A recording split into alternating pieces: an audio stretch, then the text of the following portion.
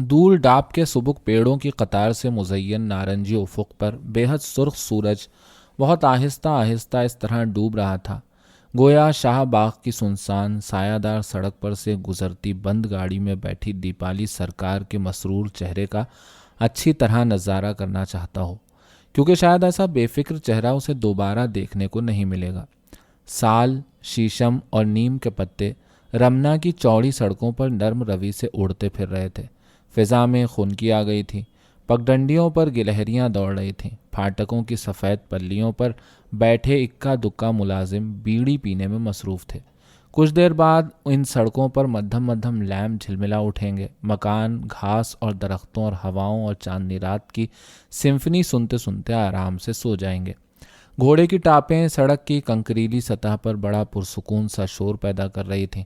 عبد القادر کوچوان سر جھکائے نہ جانے ان بہت ساری دنیاؤں میں سے کون سی دنیا میں کھویا ہوا تھا۔ اس کی دنیا کون سی تھی؟ ایک بادشاہ کا جھونپڑا، یا شہر کی غلیظ گلی میں ایک تنگ و تاریک مکان، یا ایک شکستہ شاگرد پیشہ 10 آدمیوں کا کنبہ اور مسلسل فکر معاش اور مسلسل غم زیست۔ عبد القادر کوچوان جو محکمہ مردم شماری کے لیے ایک عدد اور اہل سیاست کے لیے ایک ووٹ کی حیثیت رکھتا تھا، اندیکھے طوفانوں میں گھرا دیپالی سرکار کو ووڈ لینڈز لیے جا رہا تھا۔ موڑ پر پہنچ کر جھلملیوں والی بند گاڑی دوسری سڑک پر اس طرح نمودار ہوئی جیسے کہانی کا نیا باب کھلتا ہو۔ چاروں طرف زندگی کی کہانیوں کے باب کھلتے ہیں اور ختم ہو جاتے ہیں، اور کردار صفحات میں سے نکل کر قبروں میں جا لیٹتے ہیں، چتاؤں میں پھونک دیے جاتے ہیں، نیا صفحہ پلٹ کر قاری آگے بڑھتا ہے۔ اب دیپالی نے کھڑکی کی جھلملی چڑھا کر باہر جھانکا۔ اسی راستے پر آگے جا کر الجمن منزل تھی جس میں جہاں آرا رہتی تھی، جہاں آرا بیگم جو اس دھندلی داستان کے آخری صفحات پر زندہ تھی، جس کے مصنفوں نے جہانگیر نگر آباد کیا تھا۔ اسی راستے پر اونچے اونچے مغرور درختوں کے پیچھے ڈی ایم کا بنگلہ تھا۔ جہانگیر نگر ڈھاکہ کا پرانا مغل نام ہے۔ اس بنگلے میں رہنے والا ولیم کینڈویل اس داستان کا ایک اہم کردار تھا جس کے مصنفوں نے جہانگیر نگر اجاڑا تھا۔ اسی راستے کے اختتام پر ووڈ لینڈز تھا۔ نئی داستان کے مصنفوں نے جہانگیر نگر کے فاتحین کے تعاون سے اپنے لیے کیسے کیسے ووڈ لینڈز تعمیر کیے تھے۔ دیپالی شاداں و فرحاں تھی کہ ایک نئے ڈرامے میں حصہ لے رہی تھی جس کے لیکھک الجمن منزل اور ڈی ایمز ہاؤس اور ووڈ لینڈز کی بنیادیں ہلانے والے تھے۔ دیپالی کی آدرشوادی زندگی اس وقت بڑی مکمل تھی جس زندگی میں مہربان، سمجھدار، دردمند رفیق اور ساتھی موجود تھے۔ سب مل کر خطروں کا چیلنج قبول کر رہے تھے، آگے قدم بڑھا رہے تھے۔ اما دیوی سے ملنے کی خوشی میں وہ رات بھر سو نہیں سکی تھی۔ اندیکھے ریحان دا نے ایک اہم پیغام رسانی اس کے سپرد کی تھی۔ ریحان دا جیسے بڑے نیتا اسے اب گویا اپنے اندرونی حلقے میں شامل کر چکے تھے۔ خوشی کے مارے اس کا بس نہ چلا کہ پر لگا کر اما رائے کے پاس پہنچ جائے، لیکن ووڈ لینڈز کے پھاٹک پر کانسٹیبل کھڑا دیکھ کے وہ دھک سے رہ گئی۔ بیگ مضبوطی سے تھام کر جلدی سے نیچے اتری اور کانسٹیبل سے کہا کہ اما رائے کی پرانی شاگرد ہے۔ کانسٹیبل نے بے پرواہی سے سر ہلایا۔ غالباً دیپالی کو اتنا گھبرانے کی ضرورت نہ تھی۔ عبد القادر کو کرایہ ادا کرنے کے بعد وہ چند لہجوں کے لیے پھاٹک پر ٹھٹکی اور گاڑی کو واپس جاتے دیکھتی رہی۔ دفتن اسے محسوس ہوا جیسے وہ اس اجنبی جگہ پر غیر محفوظ اور تنہا رہ گئی ہے۔ عبد القادر کوچوان حکام اور عمرہ کی اس انجانی دنیا میں اسے اکیلا چھوڑ کر سر جھکائے جھٹ پٹے کی نیم تاریکی میں ٹخ ٹخ کرتا دور چلا جا رہا تھا۔ وہ پلٹ کر باغ کی سرخ سڑک پر آئی تو سامنے گھاس پر پولیس کا وردی پوش اعلیٰ افسر ہندوستانی اور ایک وردی پوش اعلیٰ افسر انگریز باتوں میں منہمک گھاس پر ٹہلتے نظر آئے۔ تیز تیز برساتی میں پہنچی تو سیزر اس پر بھونکا۔ اس نے سراسیمگی سے او ماں کا ہلکا سا نعرہ لگایا تو ایک عالی شان چپراسی اس کی سمت لپکا۔ اس نے اپنے الفاظ دہرائے، اما دیوی کی پرانی شاگرد دیپالی سرکار عیادت کے لیے آئی ہے۔ چپراسی اندر گیا اور چند منٹ بعد سفید چپکن اور سفید پیٹی والا بیرا باہر آیا اور منہ سے کچھ بولے بغیر سر کی جنبش سے اس نے دیپالی کو اندر آنے کا اشارہ کیا۔ وہ ذرا جھجکتے ہوئے طویل گیلری میں داخل ہوئی جس کی دیواروں پر دو رویا 12 سنگھوں کے سر اپنی کانچ کی آنکھوں سے ہر آنے جانے والے کو گھور رہے تھے۔ سیاہ اور سفید ٹائلوں کے فرش پر سے گزرتے ہوئے دیپالی کو یاد آیا۔ بیرسٹر رائے کے متعلق مشہور تھا کہ ان کے موکل اشرفیوں سے بھری تھیلیاں لا لا کر ان کے قدموں میں ڈال دیتے ہیں اور ان کی بیوی مسز ارچنا رائے اپنی سینڈلز میں ہیرے جڑواتی ہیں۔ دیپالی سوچنے لگی، اتنی دولت مند اوما دیوی تحریک کی مالی مدد کیوں نہیں کرتی؟ جب ضرورت پڑتی ہے تو ہم جیسے غریب کارکنوں کو اپنے گھر میں سیند لگانا پڑتی ہے۔ اکشے دا ٹیوشن کرتے ہیں، ستیندر مزدور ہے، محمود الحق پریس میں پروف ریڈر ہے اور دن رات اپنی کمزور آنکھیں پھوڑتا ہے۔ اس طرح جو کچھ بن پڑتا ہے یہ سب لا کر تحریک کی جھولی میں ڈال دیتے ہیں۔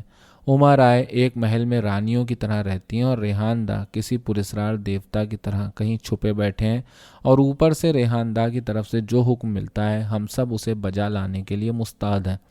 اب وہ بیرے کے پیچھے پیچھے ایک ہال میں داخل ہوئی جس کے وسط میں سنگ مرمر کی گول میز پر کسی یونانی دیوی کا مرمری مجسمہ ایستادہ تھا۔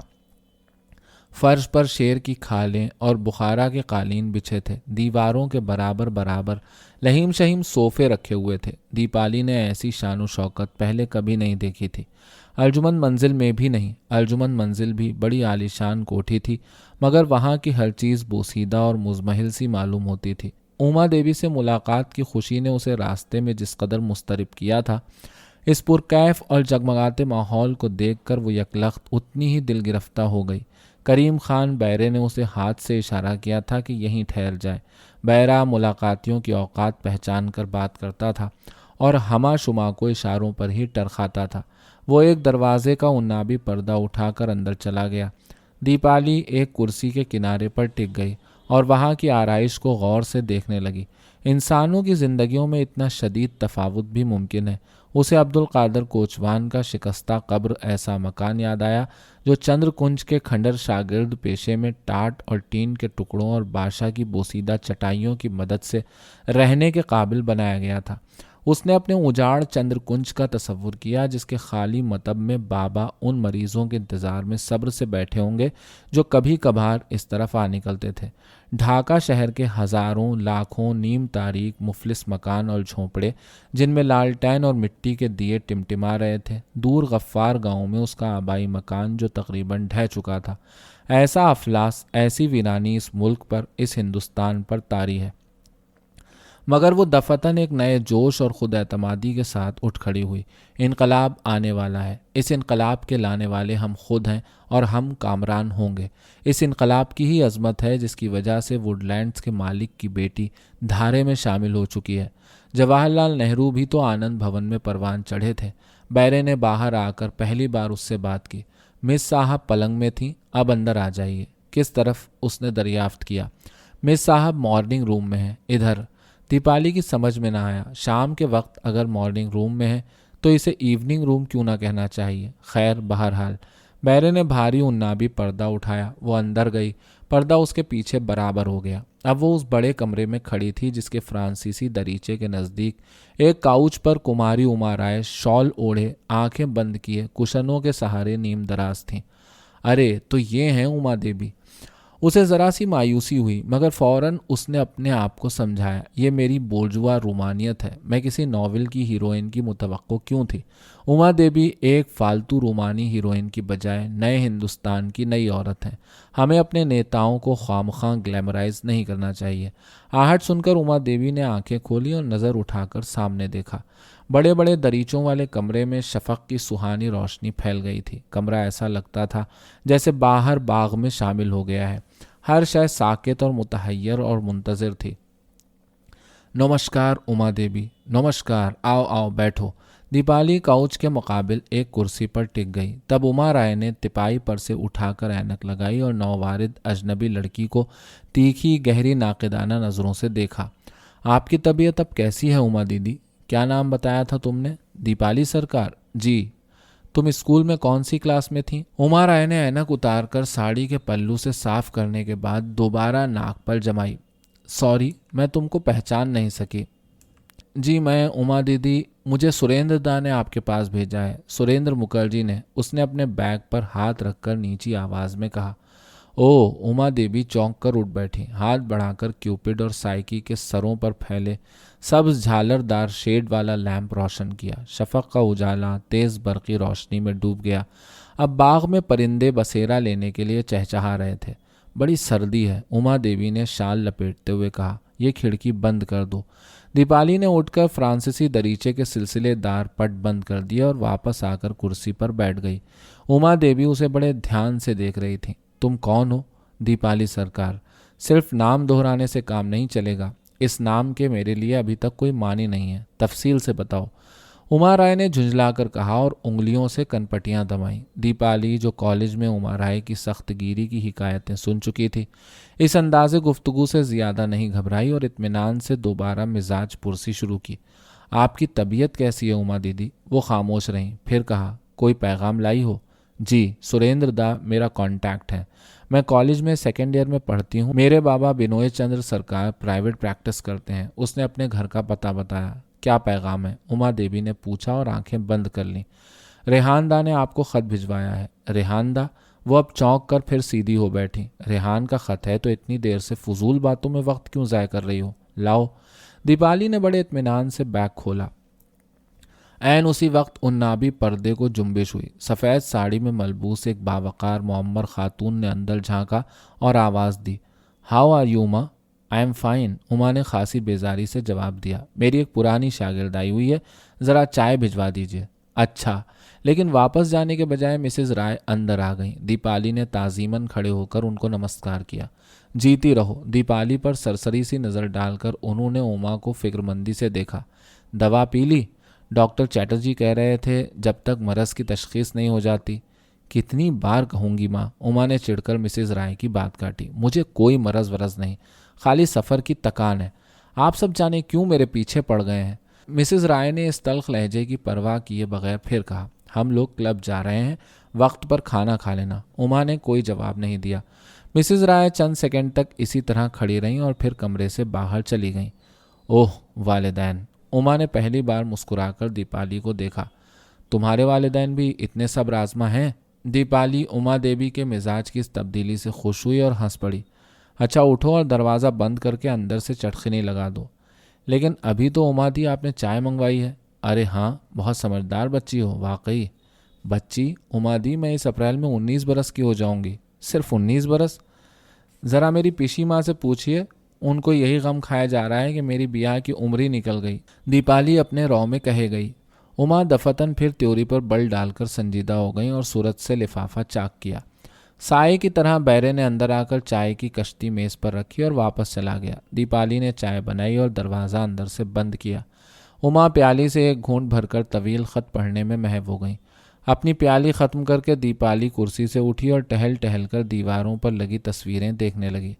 لارڈ بائرن، جن کے عقب میں طوفانی سمندر تھا اور ملاح ان کی کشتی کنارے سے باندھ رہا تھا، اور وہ فاتح قلوب اپنی مغرور اور توانا مسکراہٹ کے ساتھ گویا اپنے قدموں پر جھکی ہوئی دنیا کا نظارہ کرنے میں مصروف تھا۔ وینس اور ایڈونس، مسٹر پک وک اور سیاہ پوشاک میں ملبوس ایک لرزہ خیز عورت جو ایک بارش مردے کا بریدہ سر ہاتھوں میں لیے چیخیں مار رہی تھی، یہ بڑی بھیانک تصویر تھی۔ دیپالی چند لہجوں تک اس تصویر کو دیکھتے رہنے کے بعد ذرا خوفزدہ سی ہو کر اپنی کرسی پر واپس آ بیٹھی۔ اما دیوی خط ختم کر کے گہری فکر اور پریشانی میں مبتلا آنکھیں بند کر چکی تھیں۔ باہر گھپ اندھیرا چھا گیا تھا اور دریچے کے نزدیک املتاس کی ڈالیاں سرسرا رہی تھیں۔ دور سے سیزر کے بھونکنے کی آواز آئی۔ اما دیوی نے آنکھیں کھولی اور دیپالی کو بڑی سوچتی ہوئی نظروں سے دیکھا۔ یہ کس کی تصویر ہے اما دی؟ دیپالی نے پوچھا۔ کون سی؟ یہ والی، اس نے اشارہ کیا۔ نہیں جانتی؟ انٹرمیڈیٹ میں انگریزی پڑھتی ہو یا گھاس کھودتی ہو؟ اس ڈانٹ سے واقعی وہ سہم گئی۔ یہ آسکر وائلڈ کی سلومے ہے، اما دیوی نے ترشی سے کہا۔ یہ کر کیا رہی ہے اما دی؟ تم مجھے بہت بے وقوف معلوم ہوتی ہو۔ اما دیوی اٹھ کر بیٹھ گئیں۔ یا بے وقوف ہو یا بن رہی ہو، مجھے اترانے والی چبلی لڑکیاں بہت ہی بری معلوم ہوتی ہیں۔ انہوں نے دل میں اضافہ کیا اور کہا، کیا تم کو نظر نہیں آیا کہ یہ کیا کر رہی ہے؟ مگر اس کی کہانی کیا تھی اما دی؟ مجھے یاد نہیں۔ مجھے مذہبی اساطیر سے مطلق دلچسپی نہیں ہے۔ وہ کاؤچ سے اٹھ کھڑی ہوئی۔ تم مجھ سے ڈیکیڈنٹ تصاویر پر گفتگو کرنے آئی ہو یا کچھ کام کرنا ہے؟ جی اما دی۔ دیپالی پھر ہنس دی۔ یہ لڑکی خوبصورت ہے اور بے وقوف ہے، اس لیے خطرناک ثابت ہو سکتی ہے۔ اما دی نے خط کو چوہرا کر کے مٹھی میں بھینچا، مگر حصول مقصد کے لیے رسک لینے ناگزیر ہیں۔ انہوں نے ایک گہری سانس لی اور ونڈو سیٹ پر جا بیٹھی۔ ادھر آؤ اور غور سے جو کچھ میں کہنے والی ہوں سنو، انہوں نے درستی سے کہا۔ یکایک دیپالی کو اسی کیفیت نے آن دبوچا جو اس پر ہال میں طاری ہوئی تھی۔ یہ میری استانی کبھی نہیں رہی، عمر میں بہت بڑی البتہ ہیں، مگر مجھ پر اس طرح حکم کیوں چلا رہی ہیں؟ اس لیے کہ رئیس زادی ہیں؟ اس نے بڑی بے خوفی سے جواب دیا۔ جی ہاں امادی، مگر پہلے میں آپ سے ایک بات پوچھنا چاہتی ہوں۔ کہو۔ آپ اتنی بے تحاشا دولت مند ہیں، چپکے چپکے تحریک کی مالی مدد کیوں نہیں کرتی؟ بے وقوف ہے، اسی لیے نڈر اور منہ پھٹ بھی ہے، اما نے دل میں سوچا۔ پھر ایک گہری سانس لے کر اسے جواب دیا۔ دیپالی، یہاں آن کر بیٹھو، ایک ایک منٹ بہت قیمتی ہے۔ یہ لوگ ابھی تک میرے سماجی پس منظر کو معاف نہیں کر سکے، انہوں نے دل میں کہا۔ تمہارے سوال کا سیدھا سا جواب دیپالی یہ ہے کہ میں 3 برس سے لندن میں تھی اور چند روز قبل ڈھاکے واپس پہنچی ہوں اور آتے ہی بیمار پڑ گئی۔ ساتھیوں سے میرا پہلا رابطہ اس وقت تمہارے ذریعے قائم ہوا ہے اور ایک انتہائی اہم کام کے سلسلے میں، چنانچہ غور سے سنو۔ اوہ، دیپالی نے بے حد نادم ہو کر کہا۔ آئی ایم سوری اما دیدی۔ وہ شرم سے پانی پانی ہوتی ونڈو سیٹ پر جا بیٹھی۔ اب میں چند سوال تم سے کرتی ہوں، سوچ سمجھ کر جواب دینا، کیونکہ ایک بڑی خطرناک مہم ہمارے سامنے ہے جس میں برسوں کی جیل کے علاوہ جانیں بھی جا سکتی ہیں۔ پھر وہ چند لہجوں کے لیے چپ ہو کر پیشانی پر انگلیاں پھیرتی رہیں۔ بتائیے امادی۔ بہت جلد اس علاقے میں کمیونسٹوں کی عام گرفتاری شروع ہونے والی ہے۔ گرفتاریوں کے متعلق اور دوسرے خفیہ احکام کی خبر لگانے کے لیے ریحان الدین احمد نے لکھا ہے کہ دیپالی سرکار کی مدد لی جائے۔ میری مدد؟ دیپالی ہکا بکا رہ گئی۔ مگر ریحان دا تو مجھے جانتے بھی نہیں، شاید میرے نام سے بھی واقف نہیں ہوں گے وہ، اور میں کیا کر سکتی ہوں بھلا؟ او ماں، تم یہ سارا کام کس طرح کرو گی اس کی تفصیل ریحان نے مجھے لکھ بھیجی ہے۔ اما نے لفافے پر ہاتھ رکھ دیا۔ پہلے یہ بتاؤ کہ انگریزی بولنی آتی ہے؟ جی ہاں۔ انگریز جب آپس میں تیز تیز بولیں تو سمجھ لو گی؟ جی ہاں، مس جنگز اور مس ہیڈلے ہم کو انگریزی پڑھاتی ہیں، اس لیے عادت ہو گئی ہے۔ گڈ۔ ہمت ہے؟ جی ہاں، کافی ہمت ہے۔ ابھی تم یہاں آئیں تو تم کو کس کس نے دیکھا تھا؟ بیرے اور میری والدہ کے علاوہ ایک کانسٹیبل اور ایک چپراسی نے۔ میرے ماما کو پہچان سکتی ہو؟ شاید وہی باہر ٹہل رہے تھے ایک انگریز کے ساتھ۔ ہاں، اسپیشل آرمڈ کانسٹیبلری والا کرسٹفر ہیگ بھی ان سے ملنے آیا ہوا ہے۔ لو یہ خط پڑھو، بہت غور سے پڑھنا۔ دیپالی نے اما کے ہاتھ سے خط لیا اور پڑھنے میں مصروف ہو گئی۔ اما دیوی دریچے سے باہر دیکھنے لگیں۔ باغ پر جاڑوں کی دھند چھا چکی تھی۔ دیپالی نے خط ونڈو سیٹ پر رکھ دیا اور چپکی بیٹھی رہی۔ اما نے مڑ کر اس پر نظر ڈالی۔ مجھے خود تعجب ہے کہ ایک ناتجربے کار اور کمسن لڑکی پر اتنی بڑی ذمہ داری ریحان نے کس طرح ڈال دی۔ ریحان کے اس خط سے ظاہر ہے کہ وہ تم کو اچھی طرح جانتا ہے اور اسے یقین ہے کہ صرف تم ہی یہ کام بآسانی کر سکتی ہو۔ مگر اما دی، ریحان دا مجھے بالکل نہیں جانتے، میں نے تو آج تک ان کی شکل کیا تصویر بھی نہیں دیکھی۔ تم کو مجھ سے جھوٹ بولنے کی قطعاً ضرورت نہیں ہے اما دی، میں بالکل سچ کہہ رہی ہوں۔ ریحان دا کو ضرور کوئی غلط فہمی ہوئی ہے۔ اما پھر جھلا گئیں۔ تم مجھے سکھلاؤ گی کہ انڈر گراؤنڈ کام کس طرح کیا جائے، یا ریحان کس طرح کی ہدایات کس کو دے؟ میں ریحان کو بہت قریب سے جانتی ہوں، یہ بھی مت سوچ بیٹھنا کہ وہ کوئی رومانٹک ہیرو ہے۔ گو میں جانتی ہوں کہ سارے بنگال میں کالج کی لڑکیاں بہت دنوں سے اس پر زہر کھا رہی ہیں۔ خیر، تو یاد رکھو کہ وہ رومانٹک نہیں ہے، بے حد پریکٹیکل اور انتہائی سمجھدار انسان ہے۔ وہ کوئی ڈرامہ نہیں کھیل رہا ہے۔ 2 مرتبہ اس کے عزیز دوست اس کو شدید دھوکہ دے چکے ہیں، اس لیے وہ بے انتہا محتاط ہو گیا ہے۔ اس کے باوجود اس نے تم پر بھروسہ کیا ہے۔ سارے بنگال کی نوجوان لڑکیاں، انہوں نے سپاٹ مضبوط آواز میں دہرایا، ریحان الدین احمد پر عاشق ہیں، مگر اس کو جانتی صرف میں ہوں، صرف میں اس کی رفیق اور دوست ہوں۔ مجھ سے زیادہ کوئی اسے نہیں جانتا۔ وہ ڈھاکہ یونیورسٹی میں مجھ سے جونیئر تھا، مگر لندن میں بھی ہم دونوں ایک ہی کالج میں تھے، اکٹھے ہم نے وہاں کی تحریک میں کام کیا ہے۔ وہ رپورٹر کی حیثیت سے اسپین بھی گیا۔ مجھے یہی افسوس مرتے دم تک رہے گا کہ میں محاذ پر نہ جا سکی۔ خیر، تو اس نے لکھا ہے کہ تم سیدھی اور قابل اعتماد ہو۔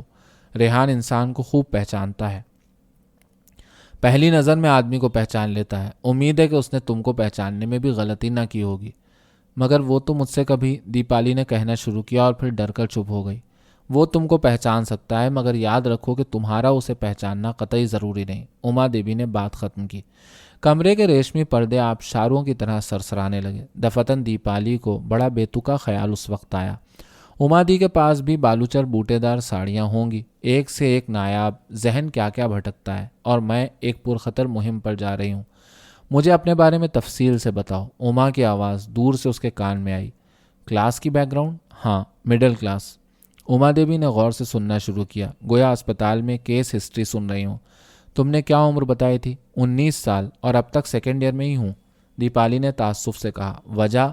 मैं 12 साल की थी जब माँ मर गई। उनको कैंसर हो गया था। बाबा पटना लेकर गए, वहीं अस्पताल में मर गई। मैं सबसे बड़ी थी, तीनों भाई छोटे हैं।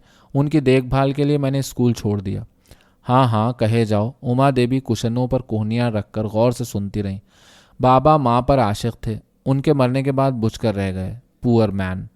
यकलख दीपाली ने उमा पर नज़र डाली और उसे ख्याल आया, बाबा की बकिया उम्र भी इसी तरह तन्हा और उदास गुजर जाएगी। काश उन्हें उमा दी जैसी समझदार और दर्दमंद औरत की रफ़ाकत मैसर हो सकती। फिर उसने बेसाख्ता बड़े फ़ख्र और प्यार से कहा, मेरे बाबा बहुत खूबसूरत हैं। दुखों ने उन्हें वक्त से बहुत पहले बूढ़ा कर दिया है, मगर अब भी बहुत अच्छे लगते हैं। और मेरे काका तो बाबा से भी ज़्यादा। फिर उसकी आवाज़ रुंध गई। इतनी जज्बातियत से काम नहीं चलेगा दीपाली सरकार, उमा राय ने दुरुस्ती से कहा। तुम्हारे काका को क्या हुआ? फांसी, दीपाली ने मजबूती से जवाब दिया। ओह I am sorry, Uma Devi ने आहिस्ता से कहा। क्या नाम था तुम्हारे चचा का? दिनेश चंद्र सरकार। गुड गॉड, उमा देवी संभल कर बैठ गई। तुम दिनेश चंद्र सरकार की भतीजी हो? जी हाँ, वो बाबा के इकलौते छोटे भाई थे। जब सन 31 में माँ रेडियम अस्पताल में थी, तब काका को दहशत पसंदों के इस मशहूर केस में पकड़ लिया गया। बाबा ने पटने से गफ्फार गांव जाकर सारी आबाई खेती बाड़ी बेच खोज पटने का एक बड़ा बैरिस्टर खड़ा किया। उसे याद आया, बाबा कहते थे कि वो श्री परितोष कुमार राय को खड़ा करना चाहते थे, मगर उनकी फीस ज़्यादा थी। मुकदमा चलता रहा, मगर वो बैरिस्टर काका को बचा ना सका और उनको फांसी हो गई। जिस साल माँ मरी हैं, उसके 6 महीने बाद ही काका को फांसी हो गई। तुमको याद है? खूब अच्छी तरह याद है। 6 साल पहले ही की तो बात है। दीपाली की आंखों में आंसू उमड़ आए। कमरे का क्लॉक टिक टिक करता रहा। चंद लम्हों बाद दीपाली ने कहा, उमा दी, बाज़ दफ़ा सुबह मुंह अंधेरे मेरी आंख खुल जाती है, जब अभी पूरी तरह उजाला नहीं फैलता, और पलंग पर पड़े पड़े खिड़की से बाहर अंधेरे आसमान को देखकर सोचती रहती हूँ। बिल्कुल ऐसे ही वक्त में, पाँव फटने के वक्त में, काका इनकलाब और हिंदुस्तान की आज़ादी के नारे लगाते तख्ते पर चढ़ गए थे, और मैं खूब रोती हूँ और सोचती हूँ काका और उनके हज़ारों साथियों का खून रायगा ना होने दूंगी। वो खामोश हो गई। स्विस कॉटेज की शक्ल का क्लॉक टिक टिक करता रहा। अब रात के 9:45 बज रहे थे। दीपाली ने वक्त पर नज़र डाली और जल्दी जल्दी कहना शुरू किया। काका की शहादत के बाद बाबा का दिल दुनिया से बिल्कुल उचाट हो गया। अगर हम बच्चों का बखेड़ा ना होता तो वो शायद संन्यास ले लेते, मगर वो मजहबी भी नहीं है। वो कांग्रेस में शामिल थे और जेल भी काट चुके थे, मगर लाडले भाई की मौत के बाद से उनको एक अजीब तरह का रिएक्शन हो गया। सियासत से नफरत हो गई तकरीबन। अब वो दिन भर चुपचाप कमरे में बैठे रहते हैं, गरीबों का मुफ्त इलाज करते फिरते हैं। प्रैक्टिस चलती नहीं, बस इतना कमा लेते हैं कि घर चल जाए। तुम अभी खेती बाड़ी की क्या बात कर रही थी? गफ्फार गांव के नज़दीक हमारे यहाँ मुग़लों की दी हुई ज़मींदारी थी। वो बाबा के पुरखों ने नाच गाने और शराब पीने में उड़ा दी, इस गुस्से में कि 9 दौलतिये बनियों के आगे नहीं झुकेंगे। फ्यूडल डेकेडेंस जो 19वीं सदी के बरतानवी बोलजुआ निज़ाम से टकराकर हार गया। उमा राय ने सर हिलाकर कहा। दीपाली ने ज़रा आंखें फैलाकर उन्हें देखा। अब तुम्हारे कुंबे में कौन कौन बाकी है? थोड़े से रिश्तेदार हैं। वो गफ्फार गांव में छोटी मोटी सरकारी मुलाजमतें करते हैं। बाबा के एक चचाजाद भाई हैं, वो भी डॉक्टर हैं। चंद साल हुए वो ट्रिनिडाड हिजरत कर गए, वहाँ हज़ारों कमा रहे हैं, बस और कोई नहीं। ठाकुर माँ का पिछले साल इंतकाल हो गया। मेरी माँ का मैका सिराजगंज में है, वो भी मुलाजमत पेशा लोग हैं। और क्या बताऊँ, हाँ ये चंद्रकुंज, हमारी कोठी कुंबे की खुशहाली के ज़माने में ठाकुरदा ने बनवाई थी। ठाकुरदा की ज़िंदगी ही में बाबा और काका कौमी तहरीक में शामिल होकर जेल यात्रा के लिए चले गए थे। उस ज़माने में हमारे यहाँ ऐसी गुर्बत छाई कि बाज़ दफ़ा रात को मिट्टी का तेल ख़रीदने के पैसे भी नहीं होते थे। सिर्फ इसी उम्मीद ने हम सबको ज़िंदा रखा कि अंग्रेज़ से छुटकारा मिलने के बाद देश के इन सारे अंधेरे घरों में उजाला हो जाएगा। ऐसा ज़रूर होगा दीपाली, ऐसा ज़रूर होगा। और उमा राय ने आहिस्ता से कहा, तुम मायूसी का शिकार कभी ना होना। मैं मायूस बिल्कुल नहीं हूँ उमा दी, दीपाली ने दफतन हंसकर कहा। तुमने दोबारा पढ़ाई कैसे शुरू की? बाबा की एक ही सगी बहन है, उम्र में उनसे बहुत बड़ी। 4 साल हुए वो बेवा हो गई। उनके शौहर फरीदपुर में वकालत करते थे। उनके इंतकाल के बाद पिशी माँ हमारे यहाँ आ गईं। वो लावल्द हैं, उन्होंने आनकर घर संभाल लिया। तो मैंने हाई स्कूल पास किया और कॉलेज में दाखिल हो गई। साथ ही अब्बासुद्दीन अहमद के यहाँ जाकर संगीत भी सीखती रही। میں بابا کی مدد کے لیے ڈاکٹری پڑھنا چاہتی تھی، لیکن بابا جانتے ہیں کہ ڈاکٹری کی تعلیم میں میرا جی بالکل نہیں لگے گا، اس لیے انہوں نے سائنس نہیں لینے دیا۔ اب اس جولائی میں وہ مجھے شانتی نکیتن بھیج رہے ہیں۔ ان کے دوست پروفیسر مرتضیٰ حسین کا بھی سخت اصرار ہے کہ میں شانتی نکیتن چلی جاؤں۔ دیپالی نے پھر کلاک پر نظر ڈالی۔ تحریک میں کس طرح شامل ہوئیں؟ عما رائے کے سوالات ابھی ختم نہیں ہوئے تھے۔ دیپالی پھر کھلکھلا کر ہنس پڑی۔ پھر وہ اسکول گرل گگلز، عما رائے نے غصے سے کہا۔ دیپالی نے گلے پر ہاتھ رکھ کر ہنسی روکی۔ اس کا قصہ بہت دلچسپ ہے عما دی۔ ایک روز شام کے وقت دفتن عما رائے نے اس کی بات کاٹی۔ تمہیں معلوم ہے کہ تمہارے کاکا اگر زندہ رہ جاتے تو ہندوستان کے بہت بڑے مورخ بنتے؟ جی ہاں، میں نے ان کی کتاب کئی بار پڑھی ہے مگر سمجھ میں نہیں آتی۔ بابا کہتے ہیں ابھی میرے سمجھنے کے لیے وہ موضوع بہت ہی ٹھوس ہے۔ بنگال کی اقتصادی تاریخ۔ تم تحریک میں کس طرح شامل ہو گئیں؟ عما دیوی نے سوال دہرایا۔ پچھلے سال میں ایک روز شام کو برآمدے میں اکتائی ہوئی کھڑی اپنے بھائیوں کا انتظار کر رہی تھی، جو رات کے کھانے سے ذرا قبل فٹ بال کھیل کر لوٹتے ہیں۔ پشی ماں رسوئی میں تھیں اور بابا متب بند کر کے نہانے کے لیے غسل خانے جا چکے تھے۔ اتنے میں برآمدے میں سے کیا دیکھتی ہوں کہ ایک مسلمان فقیر پھاٹک پر کھڑا ہے، ایک تارا لیے۔ مجھے اپنی طرف متوجہ کرنے کے لیے اس نے جھن سے ایک تارا چھیڑا اور بڑی دلدوز آواز میں باؤل گانا شروع کر دیا۔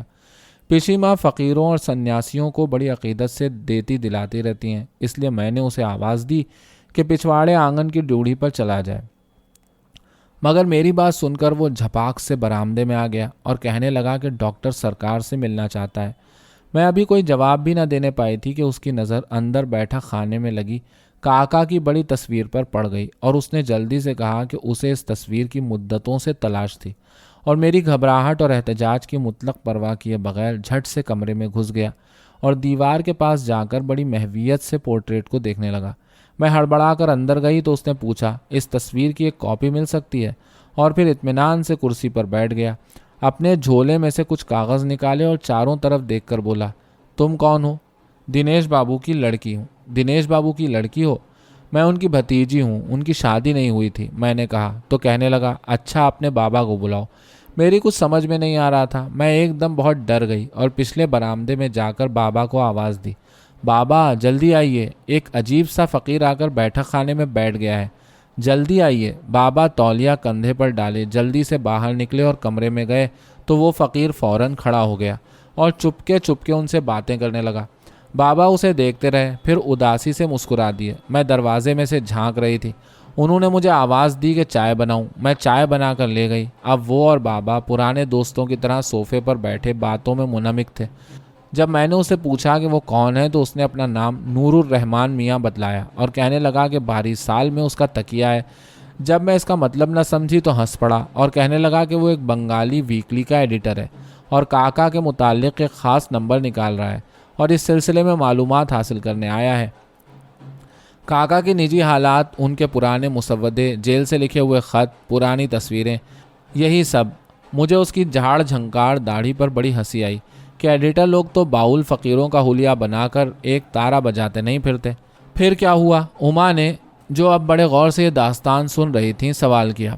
تو بابا نے اس سے کہا کہ وہ ساری چیزیں بکسوں میں سے تلاش کر کے اس کے لیے نکال رکھیں گے اور اسے 2 دن بعد آنے کے لیے کہا۔ اتنے میں میرے تینوں بھائی آ گئے اور ایک عجیب سے مہمان کو اندر بیٹھا دیکھ کر کھڑکی میں سے جھانکنے لگے۔ تو فقیر نے یعنی نور الرحمان میاں نے مجھ سے کہا کہ میں دروازے بند کر کے کھڑکیوں کے پردے گرا دوں۔ میں نے ایسا ہی کیا اور بچوں کو بھگانے کے لیے باہر گئی۔ اتنی دیر میں نور الرحمان میاں یعنی باؤل فقیر بھی ایک تارا بجاتا باہر آ کر جھپاک سے پھاٹک پر پہنچ گیا۔ ہمارے برآمدے اور پھاٹک کے درمیان زیادہ فاصلہ نہیں ہے۔ 2 دن بعد وہ کاغذات اور تصویریں لینے کے لیے اسی وقت اندھیرے پڑے آیا۔ بابا کو کسی مریض کو دیکھنے کے لیے باہر جانا پڑ گیا تھا اور وہ ساری چیزیں میرے حوالے کر گئے تھے۔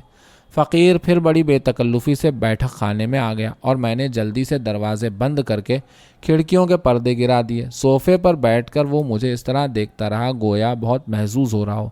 اتنا قصہ سنا کر دیپالی پھر کھلکھلا کر ہنس پڑی۔ اس قدر ہنستی کیوں ہو؟ عما نے ناگواری سے کہا۔ وہ بھول چکی تھیں کہ اس عمر میں بات بے بات ہنسی کے فوارے چھوٹتے ہیں۔ سوری عما دی، تم نے اتنے دکھ اٹھائے ہیں پھر بھی اتنی مسرور اور بشاش ہو۔ उमा राय के लहजे में रश्क की तलखी के अलावा बड़ी अजीब सी आजुर्दगी थी जो दीपाली ने महसूस नहीं की। वो अपनी बशाशत पर नादिम नजर आने की कोशिश में मसरूफ हो गई। फिर क्या हुआ? उमा ने सख्ती से पूछा। बस फिर मैंने बाबा का दिया हुआ बड़ा फाइल उसके हवाले कर दिया और वो कहने लगा कि मुझे जो कुछ काका के बारे में याद हो उसे बताऊं। मैंने काका का जिक्र किया तो एकदम रोने लगी। वो बहुत घबरा गया। खैर फिर उसने जल्दी जल्दी नोट लिए और अपने रिसाले में मेरी दिलचस्पी देखकर उसने कहा कि अगले महीने से पुराना पलटन के फला मकान में एक स्टडी सर्कल कायम हो रहा है, मैं उसमें ज़रूर जाया करूं। मैंने उससे कहा कि मुझे एक बाउल गीत सिखा दे क्योंकि मैंने अब्बास दा से बहुत से बाउल गीत सीखे हैं, मगर ये वाला बाउल जो वो गा रहा था मैंने कभी नहीं सुना था। उसने कहा आज तो देर हो जाएगी, अगर मैं इजाज़त दूं तो वो कल शाम को इसी वक्त आ सकता है। मैं बेहद खुश हुई। चुनांचे वो तीसरे रोज़ भी आया। उमा देवी ने आंखें बंद करके सपाट आवाज़ में कहा, जी हाँ उमा दी। और मैंने हस्बे मामूल जल्दी जल्दी दरवाजे बंद किए और पर्दे गिरा दिए। मुझे बड़ी हंसी आ रही थी। उसने मुझे बाउल गीत सिखाया और मुझसे भी 2-3 गाने सुने और कहने लगा कि वो रेडियो पर हमेशा जब मौका मिलता है तो मेरे गाने ज़रूर सुनता है। बहुत ही स्वीट फ़कीर था उमादी। मेरा मतलब है फ़कीर नहीं, नूरुर रहमान मियाँ। बाबा इत्तेफाक से उस रोज़ भी बाहर गए हुए थे क्योंकि उनके मरीज़ की हालत ख़तरनाक हो चुकी थी। खैर जब वो वापस आए तो मैंने उनको बताया। वो अचानक एकदम उदास हो गए और कहने लगे, दीपाली, अपने अजीज़ जान भाई का बलिदान दे चुका हूँ, अब तुम तो इस ख़तरनाक रास्ते पर नहीं चलोगी।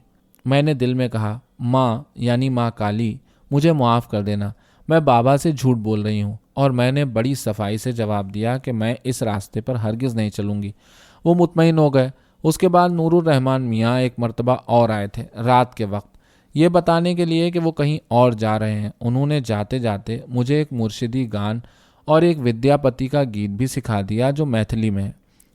दीदी, मैं अगले महीने बाबा के साथ कलकत्ते जाऊंगी अपने गाने रिकॉर्ड करने। वहाँ वो मुर्शिदी गान और विद्यापति का गीत भी रिकॉर्ड करवाऊंगी। आपको सुनाती, मगर अब बहुत देर हो जाएगी। ओ माँ, 10 बज गए। बहुत खूब, उमा देवी ने कुछ और सोचते हुए बेधियानी से जवाब दिया। मगर वो रिसाला तो शायद हुआ नहीं और नूरुर रहमान मियाँ भी गायब हो गए। उसके बाद मैं पुराना पलटन स्टडी सर्कल में जाने लगी। वहाँ नूरुर रहमान मियाँ कभी नज़र नहीं आए, मगर दूसरे साथियों से मुलाकात हुई। मैं बाबा से कहकर जाती थी कि रोज़ी के घर जा रही हूँ और मैं और रोज़ी सीधे पहुँचते थे पार्टी ऑफिस। जब से मैं हमदर्द की हैसियत से तहरीक में हूँ और थोड़ा बहुत काम जो मुझसे बन पड़ता है करती रहती हूँ। पिछले महीने सुरेंद्र दा ने तशवीशनाक खबर दी कि इस गैर कानूनी रिसाले और इसके प्रेस पर छापा मारकर पुलिस ने सारे स्टॉक पर कब्जा कर लिया है और रेहान दा और उनके साथी रातों रात अपने खुफिया मुस्तकर से फरार होना चाहते हैं और इसके लिए उन्हें फौरी 2000 रुपये की ज़रूरत है। रुपया फ़ौरन फराहम किया गया। उसमें 500 की कमी पड़ रही थी तो मैंने अपनी माँ की छोड़ी हुई बालूचर बूटेदार साड़ियाँ बिकवा दी। अब रेहान दा ने जाने कौन से गांव में जाकर नया हैंड प्रेस लगा लिया है और किसानों की तंजीम के लिए पर्चे और पैम्फलेट छाप रहे हैं। अब जाकर वो काका वाला नंबर भी शाये हो जाएगा। मगर दीदी, मुझे ताज्जुब तो यही है कि रेहान दा मुझसे आज तक नहीं मिले। उन्होंने आपको ये कैसे लिखा है कि मुझसे अच्छी तरह वाकिफ़ है और इतना जिम्मेदारी का काम आज मेरे ऊपर डाल दिया है। कमाल है। उमा ने बेहद उकताहट के साथ विंडो सीट पर नीम दराज होकर करवट बदली और चंद लहजों तक खामोश रहने के बाद बेजारी से कहा, दीपाली सरकार, तुम 1 बरस से अंडरग्राउंड के लिए काम कर रही हो और तुमको ये तक पता नहीं कि अंडरग्राउंड के लीडर तरह तरह के भेष बदलते रहते हैं। वो मुसलमान बुजुर्ग जिन्होंने तुमसे खुलूस बढ़ाया।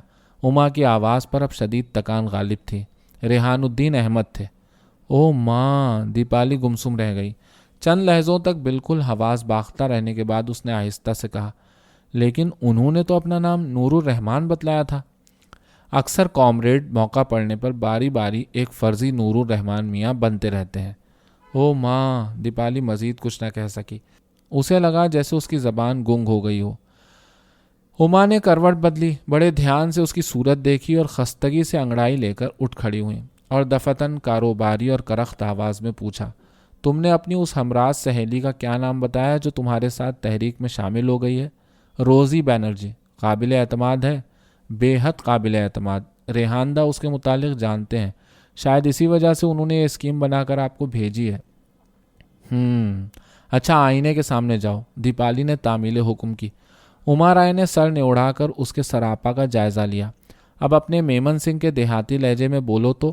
میں شام کو تمہیں سب سمجھا چکی ہوں۔ ریحان نے لکھا ہے کہ تم بہت بڑھیا ایکٹریس ہو، یہ مہم کامیابی سے سر کر لوگی۔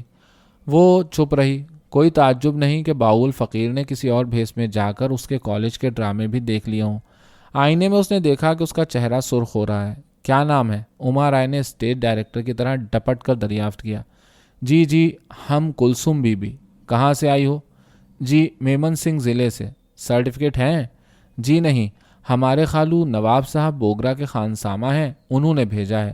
شاباش، مگر نواب صاحب بوگرا نہ کہہ دینا، آفت آ جائے گی۔ عما رائے نے دفتن ہنس کر کہا۔ سوری، کچھ اور سوچ لوں گی، آگے پوچھیے۔